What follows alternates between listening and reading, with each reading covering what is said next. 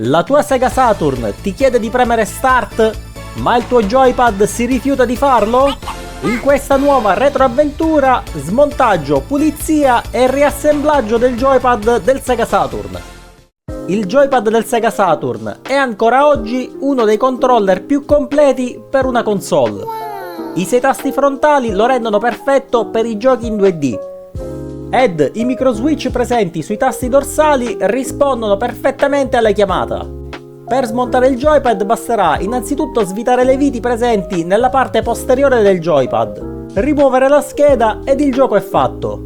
A distanza di oltre 20 anni, le gomme in silicone conduttivo sono perfettamente integre. Oh yeah. Da questi dettagli ci si rende conto l'attenzione che la Sega metteva nella costruzione dei dispositivi. Una volta rimosso tutto, basterà una semplice pulita con alcol o alcol isopropilico nella scheda del controller. Anche le gomme conduttive andranno pulite con alcol o alcol isopropilico.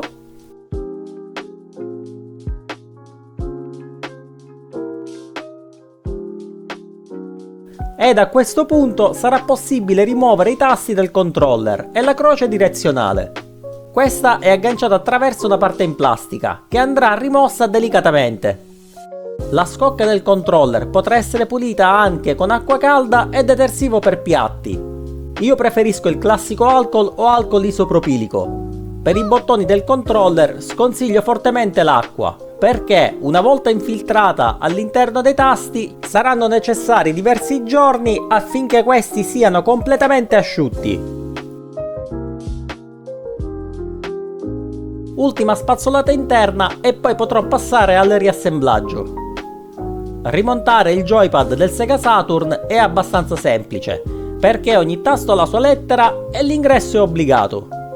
Credo che questo sia il controller più semplice e più robusto che abbia mai smontato.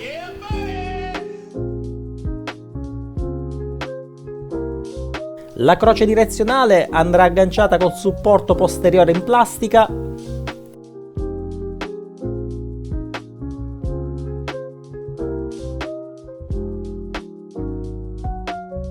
I tasti dorsali possono essere inseriti anche prima di installare la scheda del controller. L'aggancio delle parti in silicone conduttivo è anche abbastanza semplice, perché è obbligato nella loro installazione.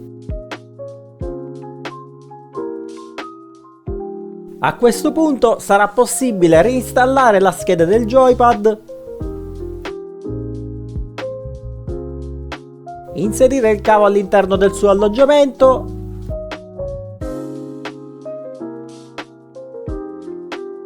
richiudere con la plastica posteriore,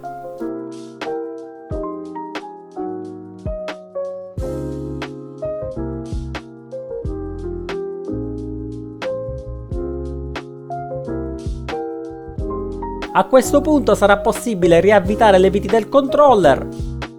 Ultima lucidata finale e test!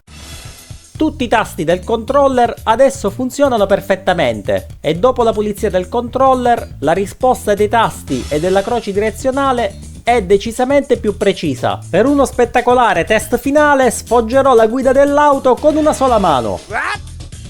Se il video ti fosse piaciuto, like, condividi, salva il video e iscriviti al canale. Ciao e buon retro divertimento a tutti!